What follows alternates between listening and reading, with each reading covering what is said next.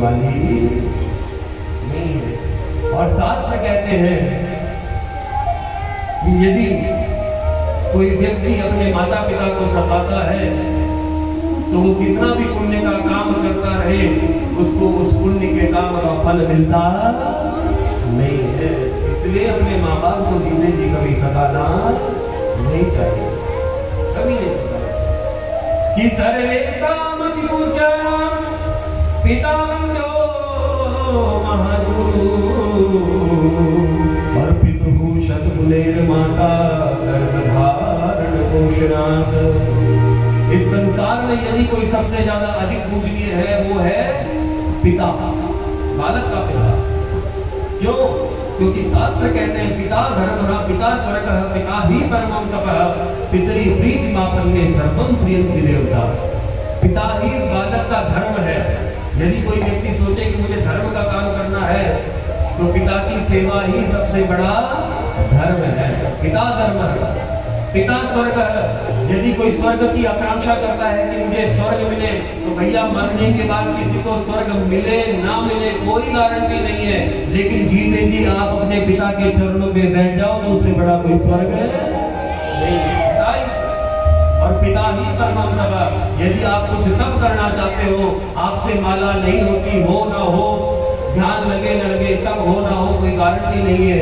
लेकिन रात्रि के समय यदि सोते समय आपने अपने पिताजी के चरण स्पर्श करके चरण दबा दिए तो उससे बड़ा तब इस संसार में कोई दूसरा पिता ही परम तप। और पितरी प्रीतिमापन्ने सर्वं प्रियन्ति देवता। जिस व्यक्ति के ऊपर, जिस बालक के ऊपर उसके पिता प्रसन्न हो जाते हैं, उसके ऊपर देवता भी अपने आप प्रसन्न हो जाते हैं। तो देवताओं को मनाने की आवश्यकता नहीं है। अपने घर में जो माँ बाप है उनको यदि आपने मना लिया, उनको यदि आपने प्रसन्न कर लिया तो देवता अपने आप ही प्रसन्न हो जाते हैं। सर्वेषामपि पूज्यानां पिता वन्द्यो महद्गुरु।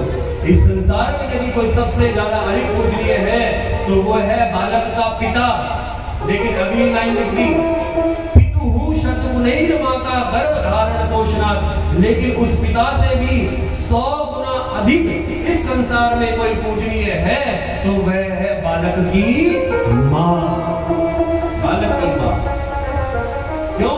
क्योंकि जो काम माँ करती है वो पिता नहीं करता। माँ बालक को 9 महीने तक अपने गर्भ में धारण करती है और यह काम पिता नहीं कर सकता। फिर प्रसव पीड़ा सहन करके एक बालक को उत्पन्न करती है और वह प्रसव पीड़ा ऐसी पीड़ा होती है, ऐसा लगता है जैसे कई हजार बिच्छू एक साथ डंक मार रहे हो। ऐसे दुख को सहन करके एक माता अपने बालक को जन्म देती है, लेकिन उस दुख को भूल जाती है जब उसका बालक उसके सामने आता है। पितुः शतकुलैर्माता गर्भधारण पोषणात्। पिता से भी यदि 100 गुना अधिक कोई पूजनीय है तो वो बालक की माँ है। नास्ति मात्र समाच्छाया नास्ति पितृ समो गुरु। माता के समान इस संसार में कोई छाया देने वाला नहीं है और पिता के समान इस संसार में कोई गुरु नहीं है। जिस बालक के ऊपर माता पिता की कृपा हो जाती है उसके ऊपर उसके देवता भी अपने आप ही खुशी हो जाते हैं।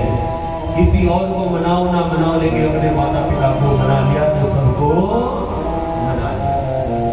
हम लोग तीर्थ स्थलों में जाकर, माता के मंदिर में जाकर के भंडारे कर रहे हैं और घर में यदि हमारी माँ भूखी बैठी है तो भैया कितने ही भंडारे करते रहो, उस भंडारे देने का कुछ फायदा नहीं है।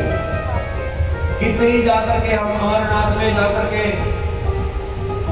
जो आने वाले यात्री हैं उनकी सेवा करें, उनके चरण दबाए, अच्छी बात है दबाओ। लेकिन यदि अपने घर में रहने वाले माता पिता के चरण न दबाए तो उनकी सेवा बेकार है। कितने ही कांवड़ यात्रा में आने वाले भोले जो होते हैं उनके चरण दबाए, अच्छी बात है, उनकी सेवा की अच्छी बात है। लेकिन अपने घर में रहने वाले यदि माँ बाप की सेवा नहीं की तो वो सेवा बेकार है, उस सेवा का फल मिलता नहीं है। अपने माँ बाप की सेवा अवश्य करनी चाहिए। भाग्यशाली होता है वह बालक जिसके सिर पर माँ बाप का साया होता है। माँ बाप का साया और माँ बाप कौन है? एक माँ बाप तो वह है जो बालक पर जन्म लेते हैं, और दूसरे माँ बाप कौन है? सास ससुर, ये भी तो माँ बाप है। बोलो। अच्छा, एक कन्या सबसे ज्यादा किसके पास रहती है? अपने मायके में रहती है कि ससुराल में रहती है? मायके में तो असर कितने साल रहेगी? 22 साल, 24 साल, 26 साल, उसके बाद उसने कहा रहना है अपने ससुराल में। तो माँ बाप का अर्थ केवल ये नहीं कि जिसने आपको जन्म दिया है, जहां आप रह रहे हैं वो भी आपके माँ बाप ही, यानी कि आपके सास ससुर भी आपके माँ बाप ही हैं, तो उनको भी माता पिता मानकर के उनकी सेवा करनी चाहिए। सेवा करोगे तो सेवा का फल अवश्य मिलता है। हम कहते हैं ना कि माता रानी फल देगी, और आज नहीं तो कल देगी, लेकिन फल मिलता जरूर है, क्योंकि भगवान के घर देर है, अंधेर नहीं है। माता पिता की सेवा करनी चाहिए। तो जो बालक अपने माता पिता की सेवा करता है उसको बिन मांगे सब कुछ ही मिल जाता है। और सेवा क्या होती है? देखो,